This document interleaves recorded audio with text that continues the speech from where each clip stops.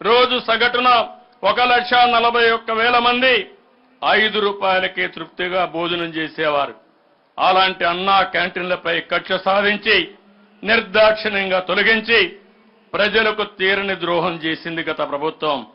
అయితే మళ్ళీ పేదవాడి కడుపు నింపాలనే మంచి ఆలోచనతో నేటి నుంచి అన్నా క్యాంటీన్లు 100 ప్రారంభిస్తున్నాం. మొత్తం 203 అన్నా క్యాంటీన్లు ఏర్పాటు చేస్తాం.